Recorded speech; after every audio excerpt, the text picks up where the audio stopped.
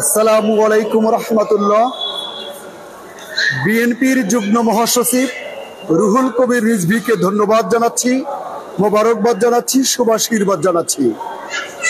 তিনি ভারতের ব্যাপারে স্পষ্ট অবস্থানের কথা বলেছেন, শক্ত অবস্থানের কথা বলেছেন। তিনি দৃঢ়তার সাথে বলেছেন যে ভারত বাংলাদেশকে যদি অষ্টম সিস্টার্স করতে পারে সেক্ষেত্রে তাদের 7 সিস্টার্স অক্ষত থাকবে। এটা খুবই ভালো একটি কথা। ভারতের আশেপাশে যতগুলো প্রতিবেশী রাষ্ট্র সবার সাথে তাদের সম্পর্ক তলানিতে, খুবই খারাপ অবস্থা।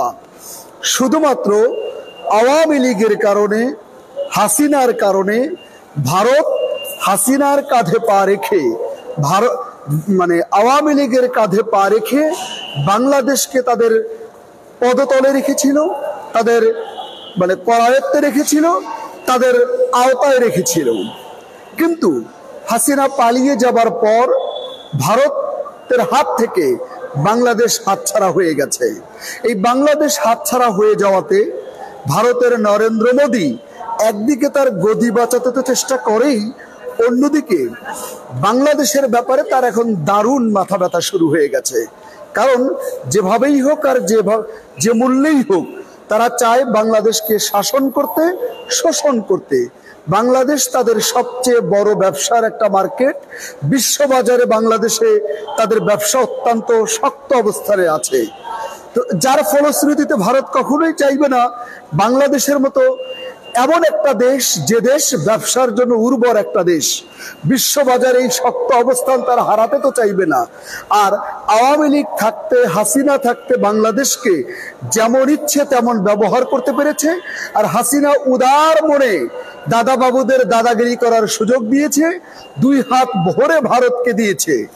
এখন হাসিনা নাই, ভারতের আর বাংলাদেশে আধিপত্য বিস্তার করার সুযোগ খুব বেশি নাই।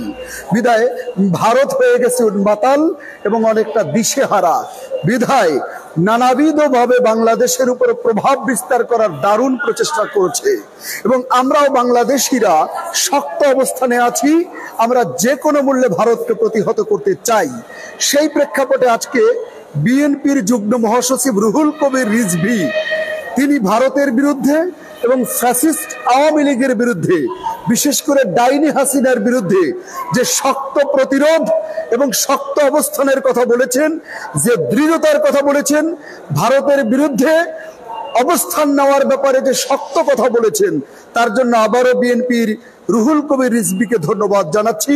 এবং আমরা বাংলাদেশিরা এরকম শক্ত অবস্থানে থেকে ভারতের সাথে ন্যায্যতার সম্পর্ক রাখতে চাই, সমতার সম্পর্ক রাখতে চাই। আমাদের যা হবে সমানের সমান, আমরা দিব, নিব, দিবে না আমরাও দিব না। সম্পর্ক হবে ন্যায্যতার ভিত্তিতে, হলে সম্পর্ক থাকবে, না হলে গুড বাই। আসসালামু আলাইকুম ওয়া রাহমাতুল্লাহ।